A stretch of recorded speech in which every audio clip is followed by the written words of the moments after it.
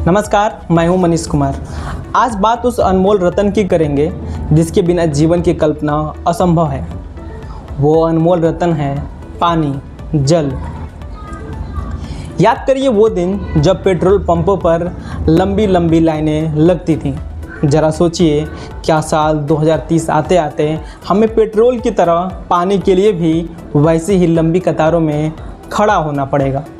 नीति आयोग की रिपोर्ट चीख चीख कर कह रही है कि अगर हम आज नहीं संभले तो दिल्ली, बेंगलुरु और चेन्नई समेत देश के 21 बड़े शहरों में डे जीरो आ जाएगा।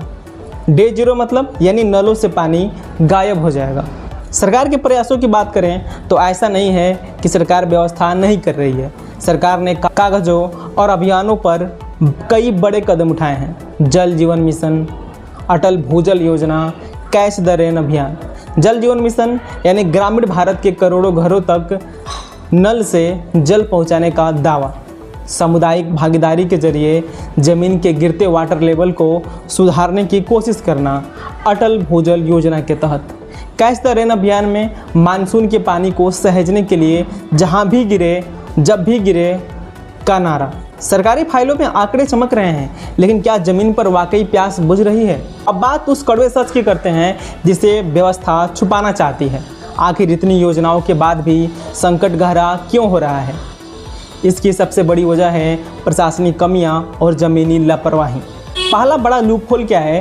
कागजी दावे बनाम ज़मीनी हकीकत। नल तो लगा दिए गए हैं, लेकिन पाइपलाइनों में पानी का आता पता नहीं है।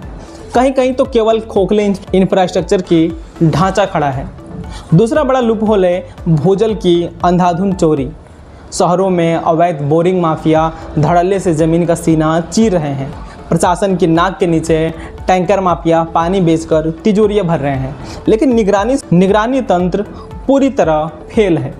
तीसरा बड़ा लूपहोल है रेन वाटर हार्वेस्टिंग में घपला। नियमों के मुताबिक हर नई इमारत में रेन वाटर हार्वेस्टिंग सिस्टम अनिवार्य है, लेकिन बिल्डरों और स्थानीय निकायों की मिलीभगत से केवल कागज़ों पर एनओसी बांट दी जाती है। ज़मीन पर कोई चेकिंग नहीं होती है। चौथा बड़ा लूपहोल है बजट का सही इस्तेमाल न होना। जल संरक्षण के लिए आने वाले फंड का एक बड़ा हिस्सा प्रचार प्रसार और प्रशासनिक खर्चों की भेंट चढ़ जाता है।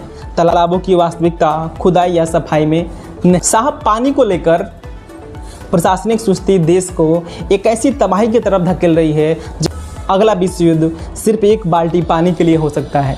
सरकार नीतियां बना सकती है, लेकिन जब तक ग्राउंड लेवल पर अफसरों की जवाबदेही तय नहीं होगी, तब तक 2030 की वो भयानक तस्वीर नहीं